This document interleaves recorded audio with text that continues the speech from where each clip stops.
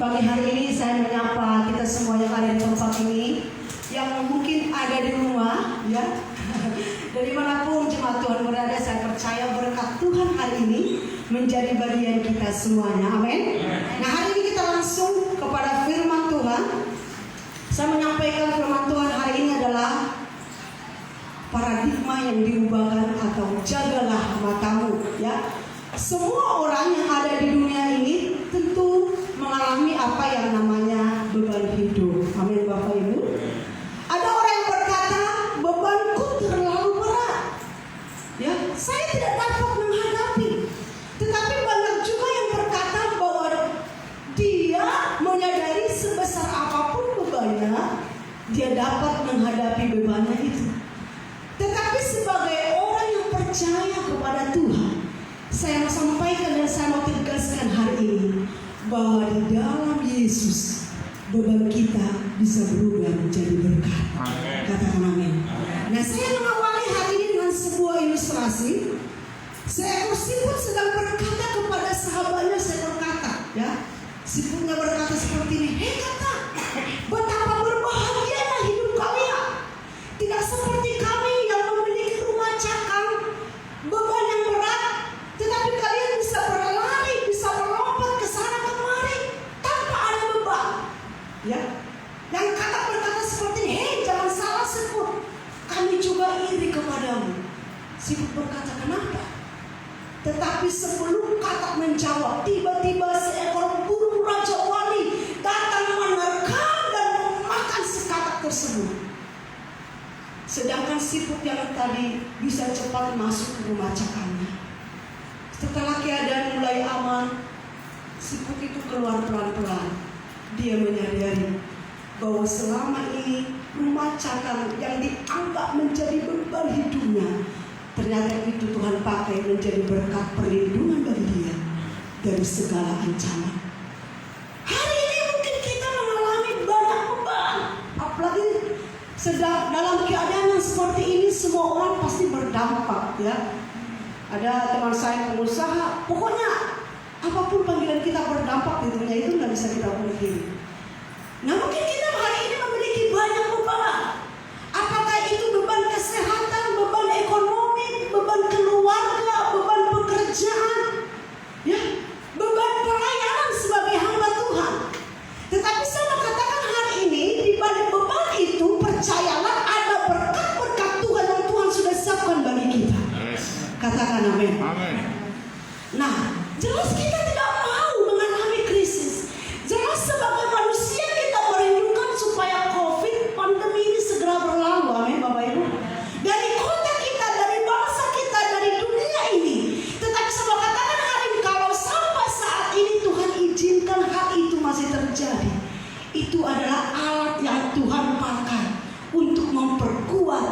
otot-otot iman kita di dalam Tuhan.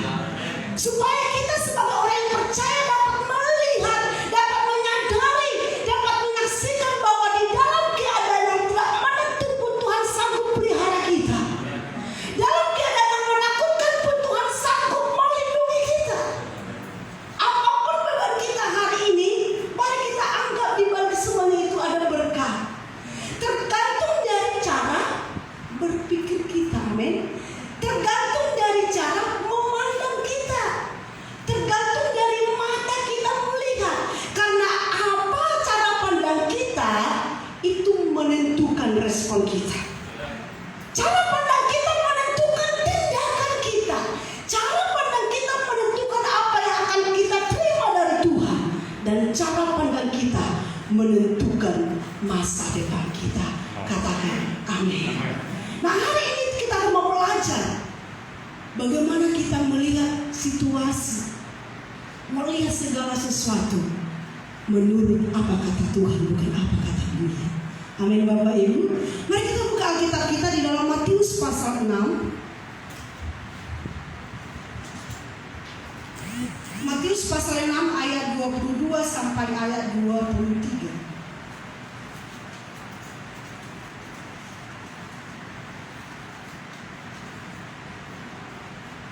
Haleluya, puji Tuhan. Kita baca bersama-sama firman Tuhan ini, Matius pasal 6 ayat 22 sampai 23. 1, 2, 3 ya. Mata adalah perintah tubuh. Jika matamu baik, teranglah seluruh tubuhmu. Jika matamu jahat, gelaplah seluruh tubuhmu. Jadi jika terang yang ada padamu gelap, betapa gelapnya kegelapan itu. Amin. Nah, di sini Yesus menegaskan betapa pentingnya mata dalam hidup kita. Tetapi saya mau katakan hari ini bahwa firman Tuhan ini adalah Yesus sendiri yang berbicara kepada murid-muridnya. Dia berkata, jika matamu baik, teranglah seluruh tubuhmu. Firman Tuhan ini kata mata jelas bukan berbicara tentang mata secara fisik.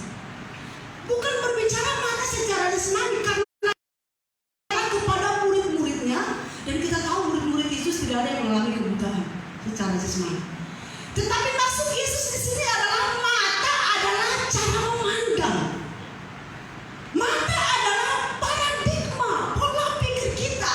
Dikatakan di sini jika matamu, jika cara memandangmu salah, maka segala sesuatunya akan menjadi buruk. Jika cara memandangmu benar, maka segala sesuatu yang buruk pun itu akan mendatangkan kebaikan dalam hidup kita. Katakan amin. Nah, kita buka satu ayat lagi di dalam Markus 9. Markus pasal 9 ayat 47.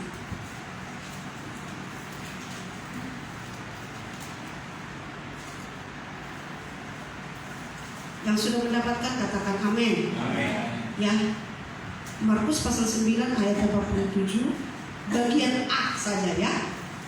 Jika matamu menyesatkan engkau, cungkilah. Sekali lagi. Dan jika matamu menyesatkan engkau, cungkilah. Nah, dikatakan di sini Yesus berkata jika matamu, bukan mata secara fisik kita harus cungkil, itu terlalu kejam gitu ya. Tapi kata mata di sini adalah cara pandang kita, amin. Cara kita melihat segala sesuatunya. Jika cara pandang kita jahat, kita harus punya komitmen. Kita harus punya tekad untuk mencungkil.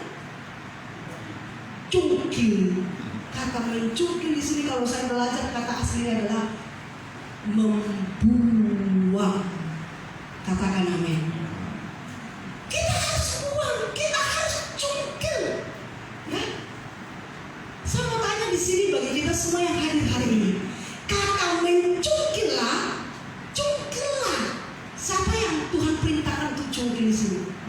Apakah Tuhan yang mencungkil? Orang lain atau diri kita sendiri, Bapak Ibu Saudara? Diri kita sendiri, amin. Jika cara pandang kita salah, bukan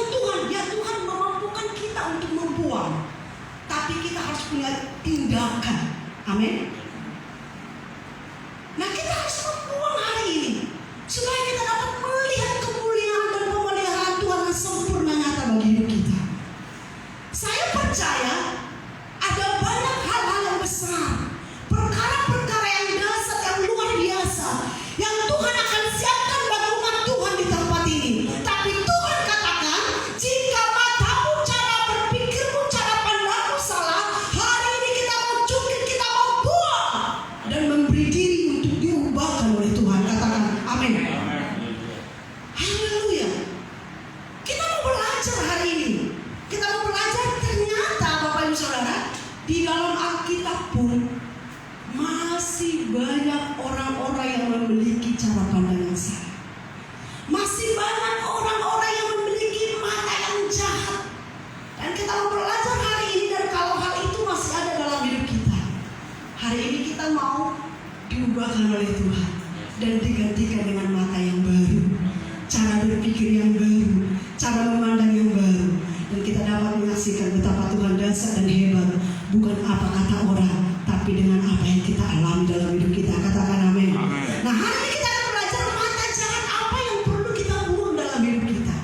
Ya, yang pertama kita akan buka di dalam Kejadian pasal 16. Kejadian pasal 16 ayat 3 sampai ayat 4. Bapak Ibu sudah mendapatkan? Amin. Kita baca sama-sama, amin. Ayat 3 sampai 4, 1, 2, 3 ya. Jadi Sarai istri Abram itu orang Mesir itu, yakni ketika Abram telah 10 tahun tinggal di tanah, lalu memberikannya kepada Abram suaminya untuk menjadi istrinya. Ayat 4, Abram mengambil Hagar, lalu menandulah perempuan itu. Ketika Hagar tahu bahwa ia mengandung, maka ia menanda anaknya. amin. Nah, yang pertama mata yang harus kita buang adalah mata Hagar. Katakan mata Hagar. Mata Hagar adalah mata yang dipenuhi dengan kesombongan. Amin. Hagar adalah seorang budak, ya, yang diangkat oleh Sarai nyonganya. Dia diizinkan untuk menikah dengan suaminya yaitu Abraham. Tetapi apa yang terjadi dikatakan tadi di ayat 3, dia memandang rendah Sarai. Dia menghina Sarai. Karena apa? Karena Hagar hamil, sedangkan Sarai mandul. Nah, di sini dikatakan Hagar sudah mendapat anugerah dari Tuhan untuk menikah dengan suaminya, tapi Hagar lupa diri, ya. Hagar sombong. Nah, di sini mata menghakimi juga adalah mata yang suka melihat kekurangan orang lain, mata yang merendahkan orang lain, mata yang merasa diri paling benar, mata yang merasa diri paling hebat. Nah, kalau kita baca ayat-ayat selanjutnya Bapak Ibu Saudara, apa yang terjadi? Hagar diusir oleh Sarai, ya kan? Kita pelajari kalau kita baca ayat sebelumnya, Hagar diusir oleh Sarai, tetapi Tuhan berkata, balik lagi, ditindas lagi Bapak Ibu Saudara. Dan pada akhirnya Hagar dan Ismail diusir dari Abraham dan dari Sarai. Saya mau katakan hari ini, kesombongan adalah awal dari kejatuhan. Kita melihat dari Sarai ini, dari Hagar ini, dia sombong, Tuhan, dia diusir, dia diabaikan, dan akhirnya Tuhan membuang dia. Kalau seseorang itu sombong, tinggal tunggu waktunya Tuhan akan rendahkan dia. Kalau seseorang itu rendah hati, tinggal tunggu waktunya Tuhan akan promosikan dan Tuhan akan angkat kehidupannya. Percaya saja. Ini adalah firman Tuhan yang berkata kepada kita. Mari hari ini kita membuang mata Hagar, mata yang dipenuhi dengan kesombongan. Amin. Kita harus tahu dari mana Tuhan angkat kita. Amin. Kita harus tahu dari mana Tuhan angkat kita.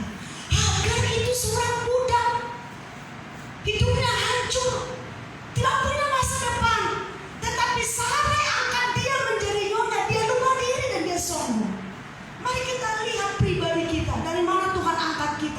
kita nggak punya apa-apa.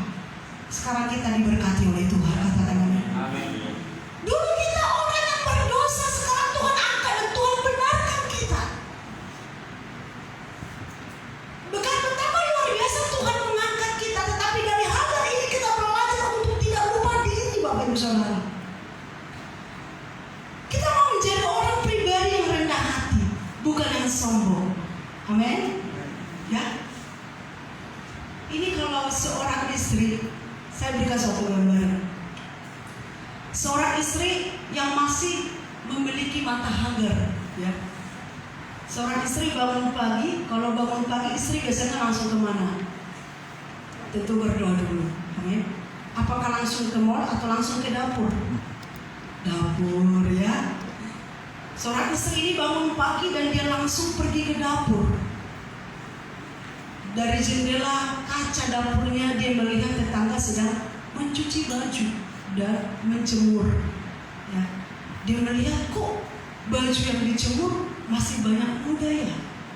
Istri yang bawel ini yang belum diubahkan, belum dipulihkan, Tuhan dia berkata memanggil suaminya, Pak, coba lihat tetangga tuh nggak becus, masa sudah cuci baju tapi nodanya belum pada hilang. Suaminya diam, aduh istriku bawel banget sih, dia pergi lagi.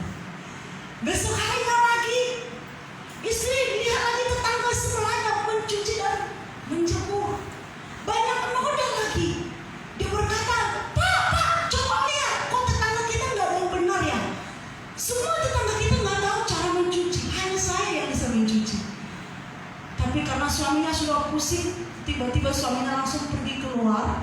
Dia ambil kain lap, dia bersihkan kaca jendela mereka. Sampai bersih, sampai kinclong gitu ya. Tiba-tiba istrinya datang lagi, wah, kenapa tadi baju yang kotor udah pada bersih semua? Saya mau tanya bagi saudara, yang salah tetangga yang nggak tahu nyuci atau jendela dapurnya sendiri yang nggak pernah dibersihkan? Makanya Tuhan berkata, kamu melihat selum dari mata saudaramu, sedangkan balok di matamu kamu nggak lihat. Amin. Hari ini kita mau bahkan dipulihkan oleh Tuhan. Amin. Suami harus melepaskan mata Hagar. Jangan lihat fokus kepada kesalahan istri. Istri harus melepaskan mata Hagar. Jangan fokus melihat kesalahan kekurangan suami. Amin. Seringkali saya bertemu dengan keluarga saat ini masih memiliki mata Hagar. Ketika mereka datang mau cerai, datang, suami bilang, istriku begini. Istri bilang, suamiku begini. Karena masih punya mata Hagar, fokus melihat kekurangan pasangan. Akhirnya hubungan keluarga itu tidak baik. Tapi hari ini kita mau cungkil mata Hagar, mata yang sombong itu, yang suka merendahkan orang lain itu. Kita mau gantikan dengan mata yang rendah hati, sehingga kita dapat melihat kemuliaan Tuhan nyata dalam hidup kita. Amin. Ya, banyak suami-suami yang mengeluh. Dia berkata pada awal bulan dia mau gaji. Apalagi saat pandemi begini, tetangga kami aja berkata gajinya cuma dibayar 50% oleh perusahaan. Jadi itu masih dibayar oleh pihak kami gimana ya? Ya, kalau saat ini istri masih punya mata Hagar, suami bisa stres, bisa cepat mati berdiri. Suami datang awal bulan bawa gaji. Mak, biasanya kan gaji papa 10 juta. Ini cuma 5 juta. Istri yang masih punya mata, gimana sih? Mana cukup, belum bayar uang kuliah anak, belum bayar uang sekolah anak, belum bayar rumah lagi, cicilan lagi. Itu masih punya mata Hagar. Tapi istri yang sudah diubahkan Tuhan berkata, tenang Pak, mari kita lipat tangan, kita angkat yang 5 juta ini. 5 roti 2 ikan, Tuhan pasti cukupkan. Karena kita percaya 5 juta 1 bulan pasti cukup, bahkan berkelebihan. Itu baru istri yang telah diubahkan oleh Tuhan. Katakan amin. Tepuk tangan dulu bagi Tuhan. Dan juga nah hari ini mari kita cungkil, mari kita buang mata Hagar, mata yang dipenuhi dengan kesombongan, yang suka menghakimi, suka melihat kekurangan orang lain, dan kita gantikan dengan mata yang rendah hati. Amin Bapak Ibu. Nah, yang kedua mata yang harus kita buang adalah mata Yunus. Ya, kita buka Yunus pasal yang ketiga. Yunus pasal 3 ayat yang ke-10.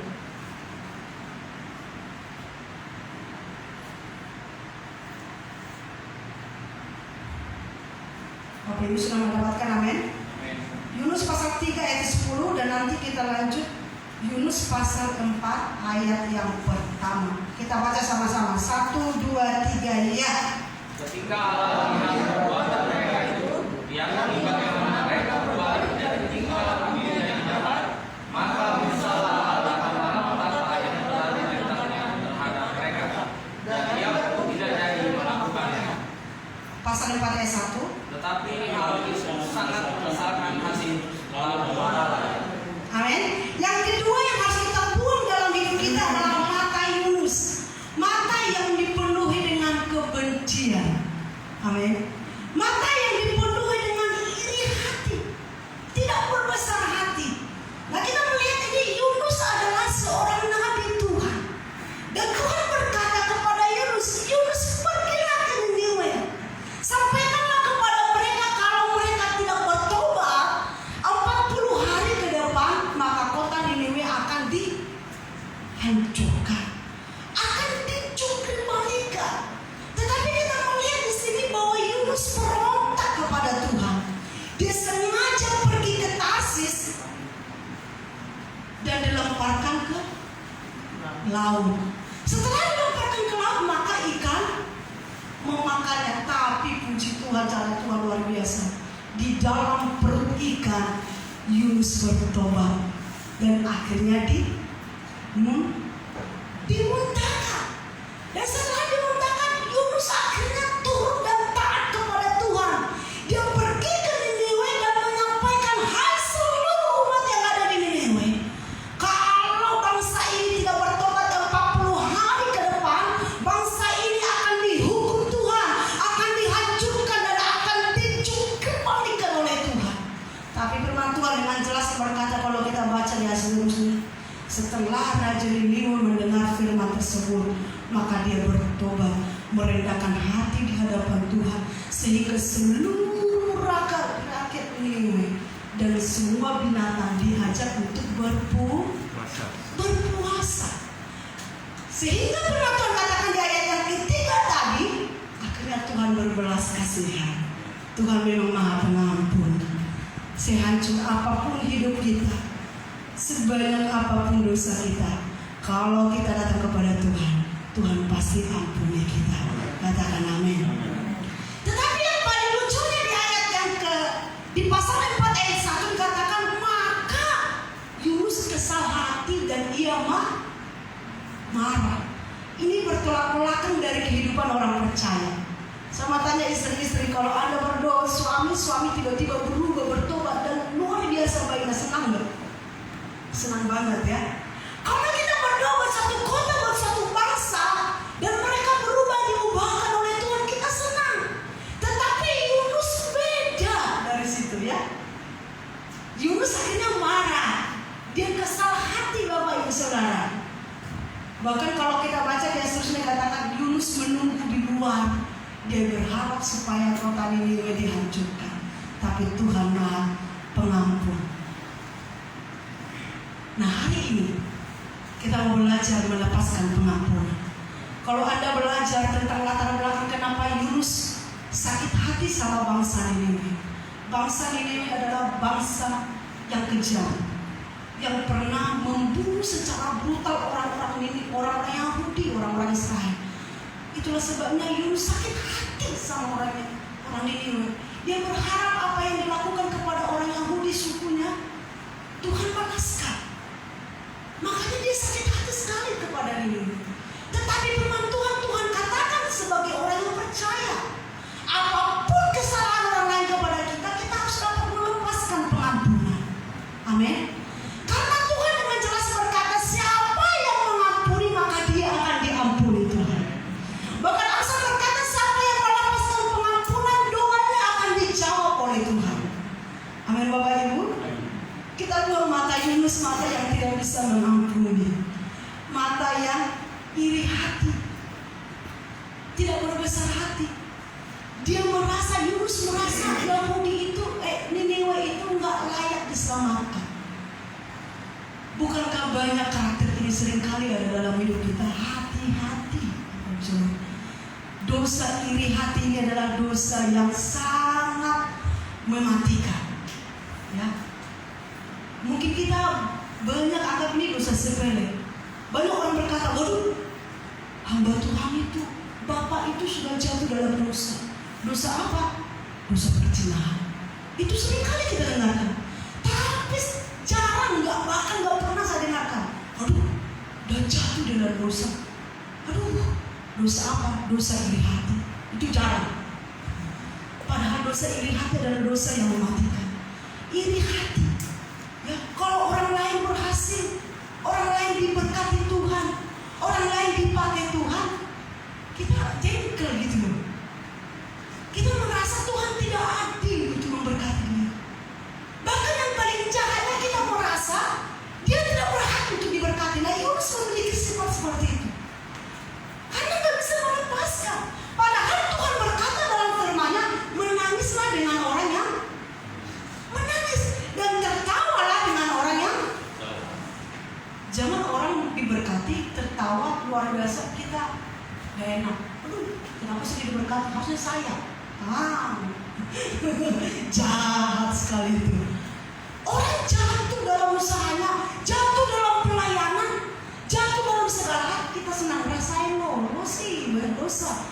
Wah, ini dimiliki oleh Yunus. Nah, itu nggak boleh ada dalam hidup kita sebagai orang yang percaya.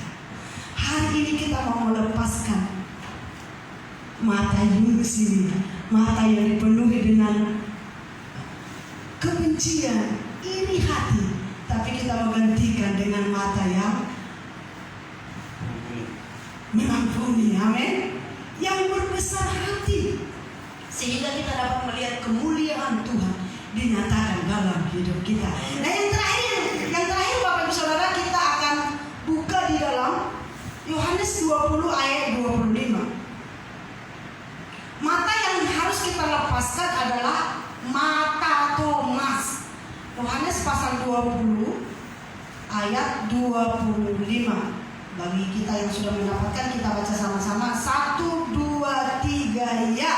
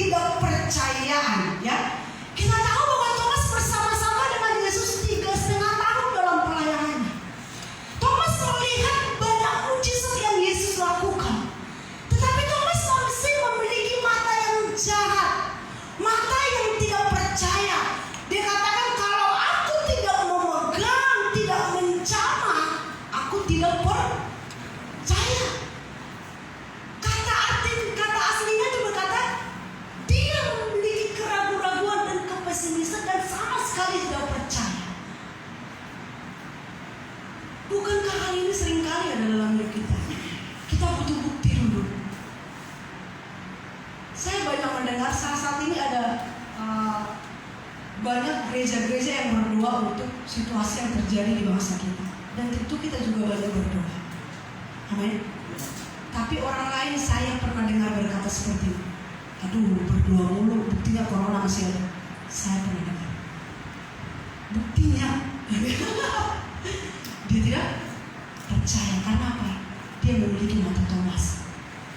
Kalau kita memiliki mata Thomas, kita berkata buktinya saya masih sakit belum disembuhkan. Nah ini buktinya saya belum diberkati, masih ada kekurangan.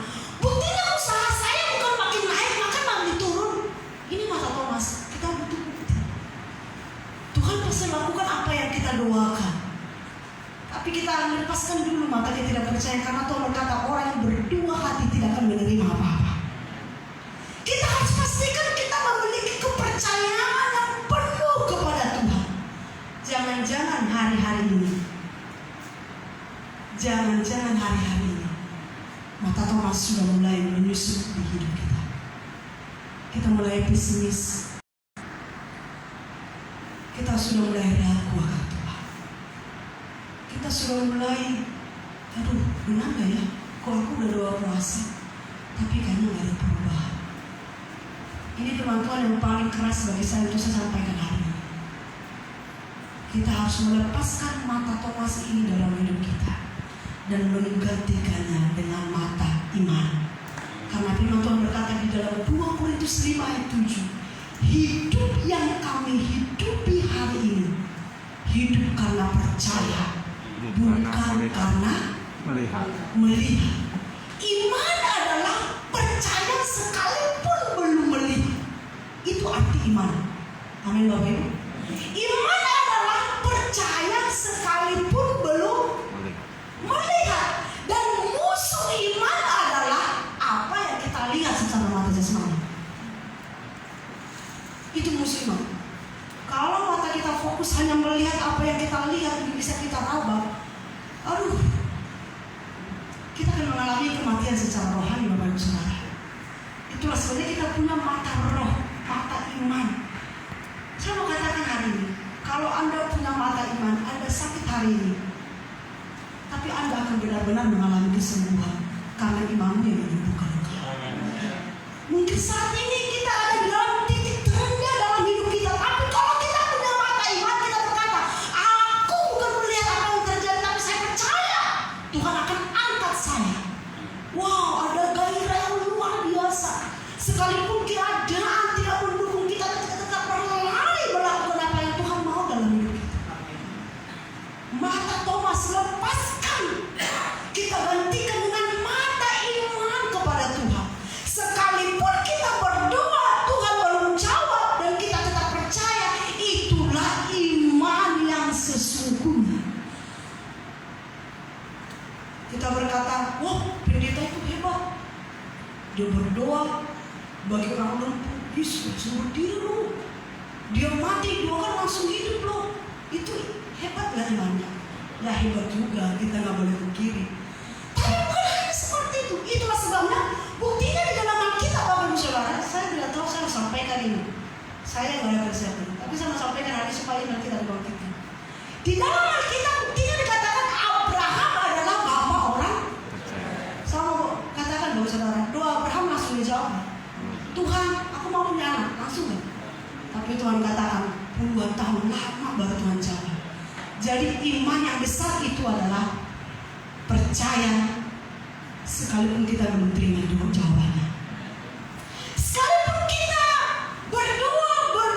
berdoa tidak ada jawaban, tapi tetap percaya. Berdoa belum ada jawaban, tetap percaya. Berdoa belum ada jawaban, tetap percaya. Bahkan semakin percaya kepada Tuhan, inilah iman yang hebat, iman yang kokoh, iman yang tidak tergoyahkan, seperti Sadrak, Mesak, dan Abednego. Banyak dalam Alkitab ketika berdoa banyak mujizat dilakukan saat itu juga.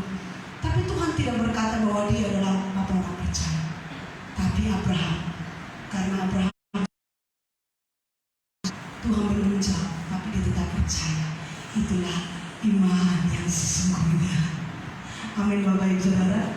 Hari ini kita mau diubahkan oleh Tuhan. Kita mau lepaskan.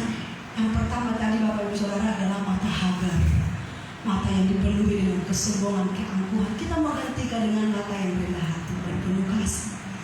Yang kedua yang sudah buang adalah mata Yunus, ya, tidak bisa melepaskan pengampunan, iri hati. Gantikan dengan mata yang berbesar hati. Amin. Orang diberkati, puji Tuhan dia diberkati. Saya percaya Tuhan pun akan memberkati kita. Gitu jawabannya benar ya. Yang ketiga adalah mata Thomas, lepaskan. Kemarin musik selalu maju ke depan. Kita mau gantikan mata Thomas dengan mata iman, mata yang penuh dengan kepercayaan kepada Tuhan. Demikian firman Tuhan hari ini. Saya tidak berpanjang, tapi saya percaya firman ini akan menjamah dan mengubahkan pribadi.